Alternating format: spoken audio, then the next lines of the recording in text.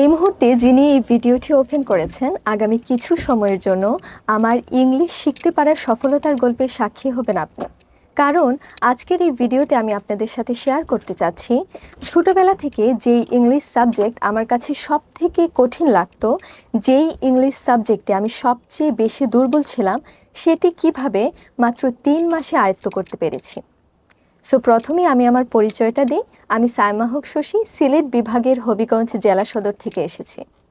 Recently, I have completed my 3 months journey with English therapy and my batch number was 137. First of all, I have to say that খুব ছোটবেলা থেকেই আমি English সাবজেক্টে অনেক দুর্বল ছিলাম। দুর্বল থাকার কারণে এই ইংলিশ সাবজেক্টটা আমার পড়তে কঠিন লাগতো, পড়তে চাইতাম না, যে কারণে একাডেমিক রেজাল্ট অনেক খারাপ আসতো। আমার লাইফে আমি অন্যান্য সাবজেক্টে ইজিলি এ প্লাস তুলতে পারলেও ইংলিশ সাবজেক্টে কখনোই এ প্লাস তুলতে পারিনি। সবসময় এই সাবজেক্টটাতে আমি 40, 45, 50 এরকম করে মার্কস পেয়ে পাশ করতাম।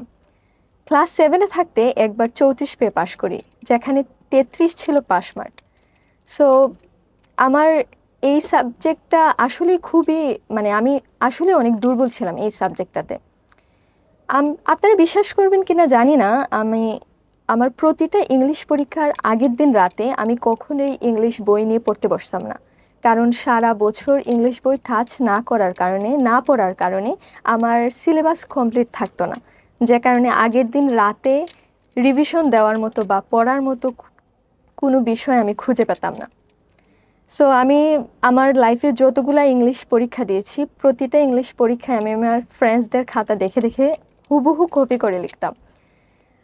ফিল ইন দ্য গ্যাপস বলেন, দেন কোয়েশ্চেন বলেন, voice change, right form of verbs, everything আমি কপি করে লিখতাম। তো বলা যায় ইংলিশে ন্যূনতম জ্ঞানটুকু আমার ছিল না, যে কারণে আব্বু আম্মু অনেক কোচিং সেন্টারে আমাকে ভর্তি করিয়ে দিয়েছিলেন। অনেক ভালো ভালো টিচার বাসায় এনে ইংলিশ শেখানোর ট্রাই করেছিলেন, বাট আমার ইংলিশ শেখা সম্ভব হয়ে ওঠেনি। কারণ এই সাবজেক্টটা আমার এতই দুর্বল লাগতো যে এতই দুর্বল ছিলাম যে এটার যে পড়ার একটা আগ্রহ, এটা আমি খুঁজে পেতাম না। সব সময় এই সাবজেক্টটা থেকে দূরে থাকার চেষ্টা করতাম, অ্যাভয়েড করতাম। তো সবসময় বিশ্বাস করতাম যে আর যাই হোক, লাইফে কখনোই ইংলিশ সাবজেক্টে ইংলিশ সাবজেক্টটা আমার শেখা পসিবল না। দেন এভাবে ইংলিশের প্রতি একটা ভয়, ভীতি, দুর্বলতা নিয়ে আমি ইন্টারমিডিয়েট পাশ করি। I completed my HSC exam in 2023.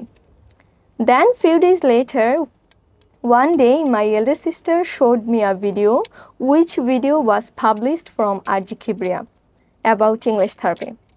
ভিডিওটা আমি আমার আব্বু আম্মুকে নিয়ে একসাথে দেখি।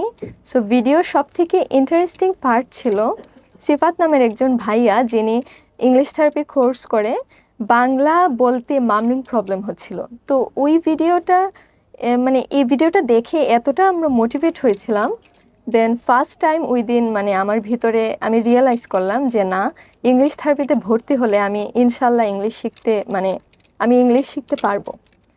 দেন উইদিন আব্বু আম্মু ডিসাইড করেন যেভাবেই হোক আমাকে ইংলিশ থেরাপিতে ভর্তি করিয়ে দেবে। বাট ওই সময়টাতে পসিবল ছিল না, কারণ এইচএসসি এক্সাম দেওয়ার পর আমি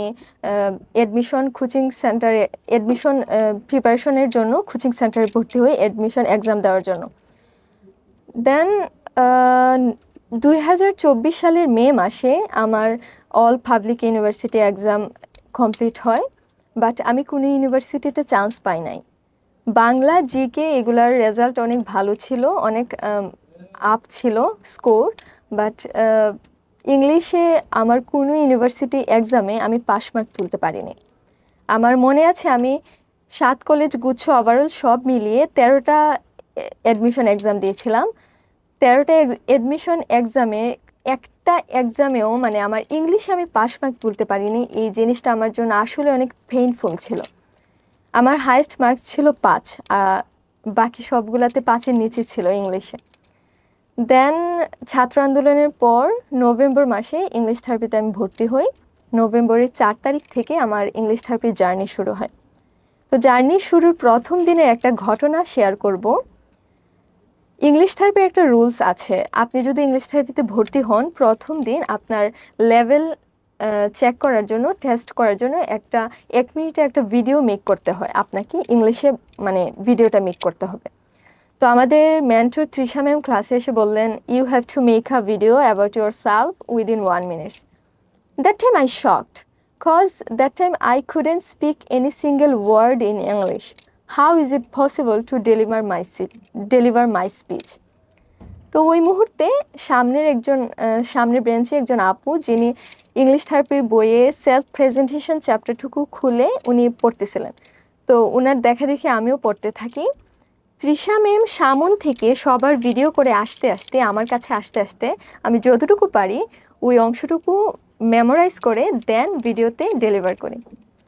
তো আমি এতটাই দুর্বল ছিলাম তখন যে নিজের সম্পর্কে বলতে গিয়েও আমার মুখস্থ করে ডেলিভার করা লেগেছিল, মানে আমি এতটাই দুর্বল ছিলাম।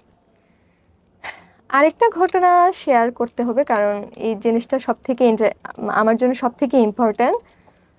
ইংলিশ থেরাপির 4 তারিখ আমার ক্লাস শুরু হয় নভেম্বরে, বাট এর আগের দিন রাতে, মিনস নভেম্বরের 3 তারিখ রাতে ইংলিশ থেরাপির ইউটিউব পেজে আমি একটা ভিডিও দেখি, যে ভিডিওতে একজন আপু মেনশন করেছিলেন she got the best student award in her batch.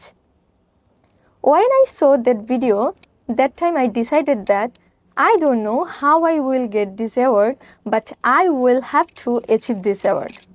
তখনও কিন্তু আমার ইংলিশ থেরাপিতে আমি মানে কোনো ক্লাস করার সুযোগ পাইনি, তখনও কিন্তু আমার ক্লাস শুরু হয়নি। বাট ওই দিন রাতেই মাত্র একটা ভিডিও দেখে আমি ডিসাইড করেছিলাম আমি ইংলিশ থেরাপিতে মানে আমার বেচে আমি বেস্ট স্টুডেন্ট অ্যাওয়ার্ড অর্জন করবই যেভাবেই হোক। দেন প্রথম দিন ক্লাসে জানতে পারি বেস্ট স্টুডেন্ট অ্যাওয়ার্ড পেতে হলে 5টা ক্রাইটেরিয়া মেনটেন করতে হয়।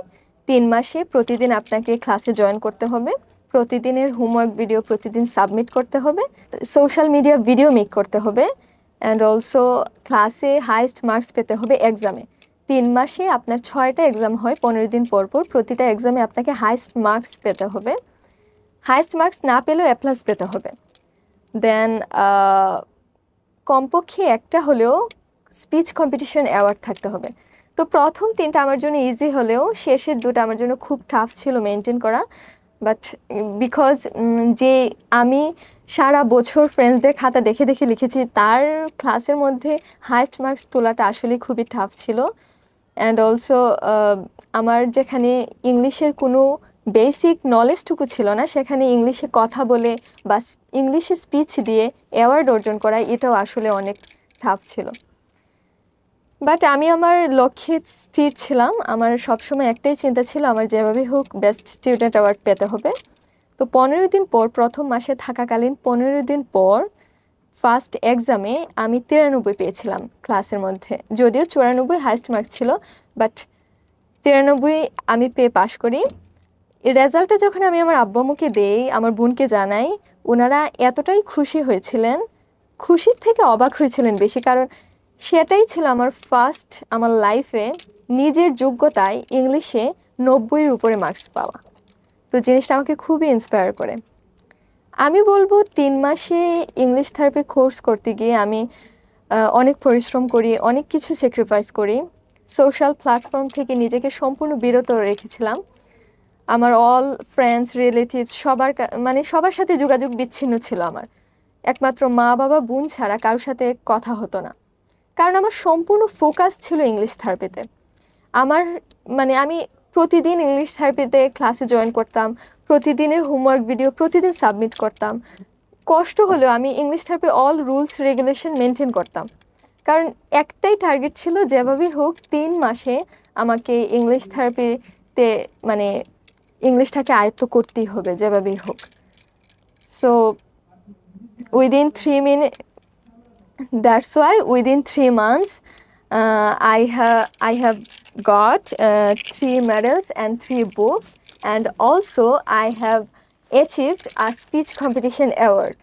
For this reason, this is the result, because I got the best student award in my batch. It was my dream and already I have achieved it. So that's why I'm very delighted. English therapy স্টুডেন্টদেরকে 8টি বিষয়ের উপর skill develop করে তোলে, like listening, speaking, reading, writing, presentation, pronunciation, vocabulary and basic grammar. আমি English থেরাপিতে এসেছিলাম মাত্র 2টা বিষয়ের উপর স্কিল তৈরি করতে, free handwriting and basic grammar, যাতে লাইফের বাকিটুকু সময় অনার্সে যখন এক্সাম দিব ওই সময়টাতে যাতে মানে নিজের যোগ্যতায় এক্সাম দেওয়ার মতো একটা এবিলিটি তৈরি হয়। বাট ইংলিশ থেরাপিতে আমি এসে 8টা বিষয়ের উপরেই স্কিল অর্জন করেছি। কেউ যদি ইংলিশে কথা বলতো আমি বুঝতাম না, ইউটিউবে কোনো ইংলিশ ভিডিও আসলে সবসময় স্কিপ করে যেতাম। দেন কোনো প্যাসেজ পড়ে বোঝার সক্ষমতা আমার ছিল না।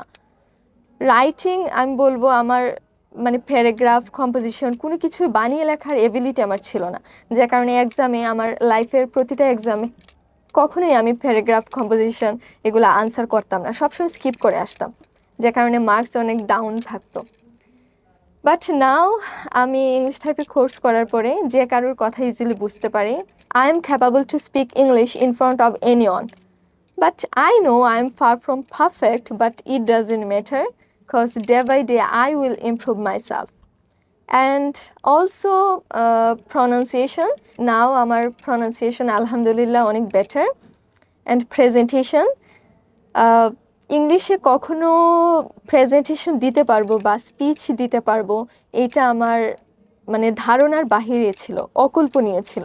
ইংলিশ থেরাপি হাজার হাজার মানুষের লাইফ চেঞ্জ করতে সক্ষম হয়েছে। That's why undoubtedly I want to say that English therapy is a life-changing institute and it is a best institute in my eyes. That's why thank you so much in English therapy for improving myself, for changing my life. Thank you so much, thank you a lot.